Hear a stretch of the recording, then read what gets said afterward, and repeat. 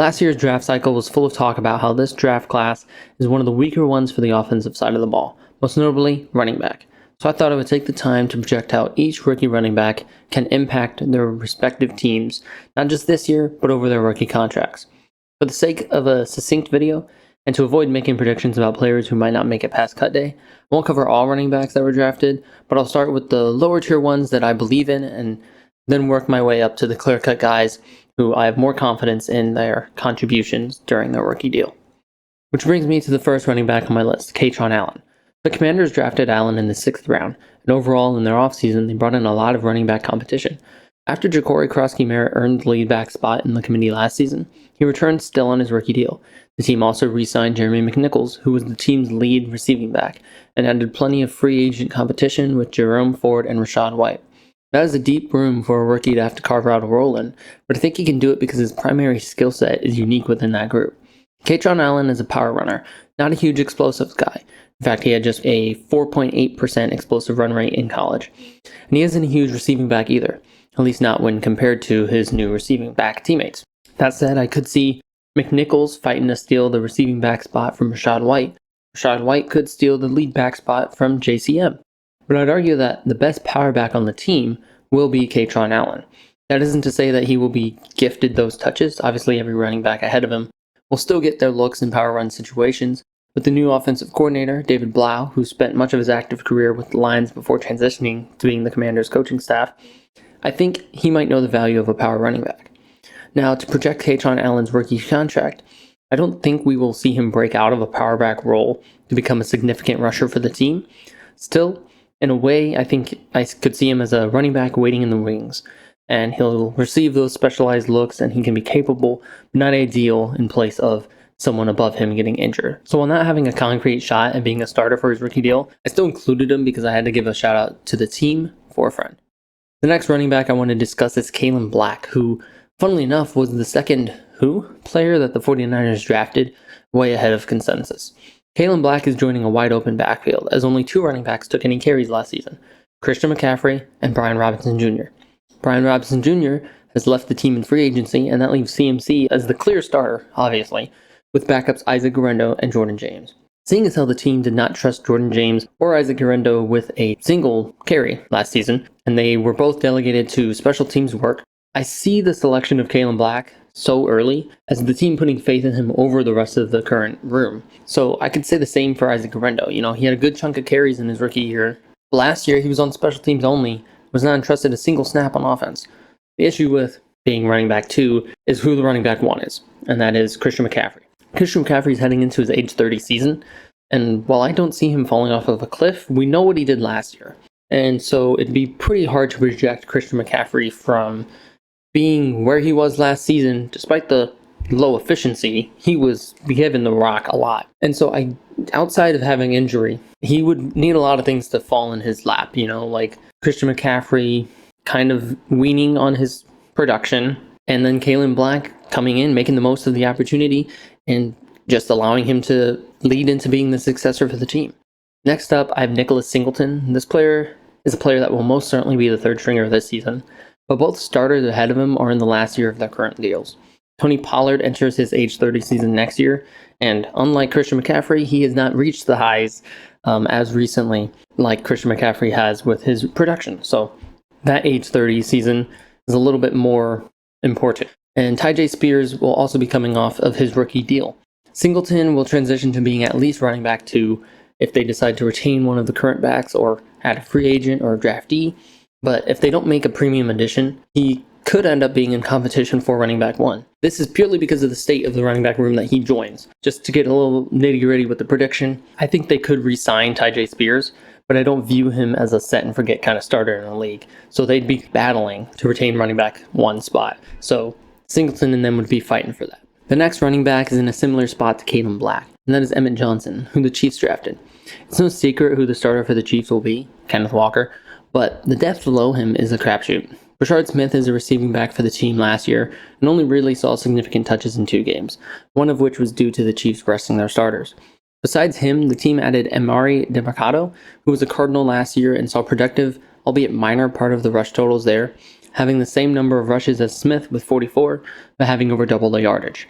With Emmett Johnson able to contribute through the air or on the ground, I could see him garnering snaps over those two backups in the passing game easily, but it will boil down to his pass protection. If he can't reliably pass protect when needed, he will lose those snaps in his rookie year. I would project him to be the running back 2, beating out the competition for the role, and well, unfortunately for him, Kenneth Walker did get a big deal. So the absolute soonest he would start to sniff running back 1 snaps would be if the team moved on from Kenneth Walker in 2028 using their contract out, or more realistically, in 2029 at the end of his deal. That said, I introed him as being similar to Kalen Black, and I don't really think they will earn those running back 1 snaps easily, but I do think that he would contribute more this season and throughout the rookie contract than Nick Singleton or Kalen Black. Next, we'll jump to Jonah Coleman, who is another one I'm more confident in over time, of course, not as an immediate contributor. Coleman falls in line behind re-signed J.K. Dobbins and second-year player R.J. Harvey, and I don't anticipate any major contributions over his rookie year. I won't even project him stealing the spotlight from R.J. Harvey this year, as he will have to get acclimated with the Sean Payton scheme and earn trust to take snaps away from Harvey. Year 2 will be the true time to shine for Coleman. I see Coleman as better as a pure runner, and Harvey as a better versatile backfield threat, and the two of them as a tandem could work quite well for the Broncos in a post-Dobbins period, the last 2 years of Coleman's rookie deal. So don't expect to get a lot of work from Coleman in the next couple of years, but when he gets the chance to showcase his skills with more rush attempts, I think he will show out. Still, with the way Payton has an offense that's set up, it's not really like there is a true starter. Harvey and Dobbins split carries pretty evenly last season, and with RJ being the clear receiving back, I would expect Coleman to be able to step into Dobbins' role once Dobbins' contract's up. Next, we've got Mike Washington Jr., who breaks the mold of the video thus far. This guy shouldn't start outside of injury for his entire rookie deal, and that's because I'm so high on the starter, who is definitely going to get a 5th-round option, and that is Ashton Jeanty. I quite like them as a tandem that would see the field immediately, and Mike Washington will probably have most contributions to his team during his contract, which is why I'm discussing him this late in the video for someone who I'm not projecting to see running back 1 snaps. Mike Washington does have a chance to steal the starting job from Ashton Jeanty, but in my eyes, Ashton Jeanty is such a talented running back that that's not really going to happen. So, Mike, I'm rooting for you in your production, but I have to fairly have a low grade on your overall projection of being a starter in the first 4 years due to the overlap with Ashton Jeanty. We'll give a little bonus for the Mike Washington fans out there.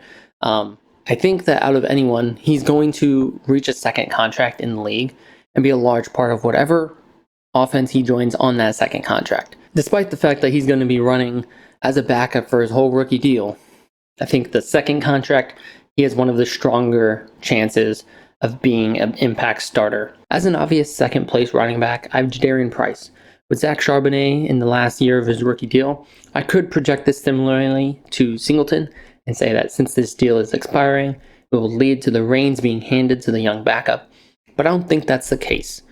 Charbonnet is someone I could see not getting extended due to a disagreement on his injury history and an agent asking too high a price. Good pun there. But realistically, I don't see them just going full force into a player who in college was never a lead back and expecting him to carry an offense on his shoulders. Over his whole rookie contract, though, Charbonnet won't likely be a problem to compete with, and despite most signs pointing to the fact that Price is a backup in college for a reason, I think he could significantly take a starting role in year 3, 4, even 2, of course, if Charbonnet is gone. And similar to Emmett Johnson and Mike Washington, I think Price will make major contributions over his rookie deal, even if he does not land the title of starter, and that he would be the most productive because of the early shot he's going to get as being RB2 with a running back that's currently injured and going to be working back from injury. Lastly, we've got Cupid himself, Jeremiah Love. I'll keep it short and sweet. Love is someone that, as a prospect, graded similarly to Ashton Jeanty.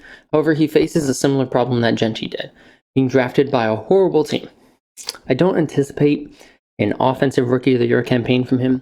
In fact, given all the cap that they have at running back and the depth they have at running back, I would expect them to kind of give him a smaller workload than most early first-round running backs. Using rotation to keep him fresh, they will hope to see better runs with his fresh legs and keep him out of getting too banged up too early on in his career when they realistically aren't really going to be competing for much this season. While his offensive line is better than Vegas's was last season, the offense is expected to move through him, and those expectations will wear on his body if they don't rotate backs like I just said.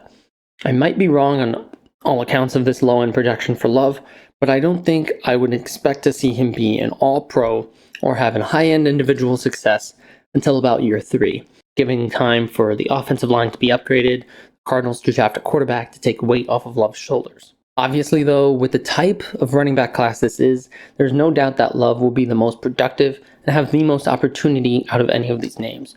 I just wanted to go through and discuss my thoughts on each of the players and show how I see them fitting into the NFL. Thank you all for watching. I'll see you next time. Deuces.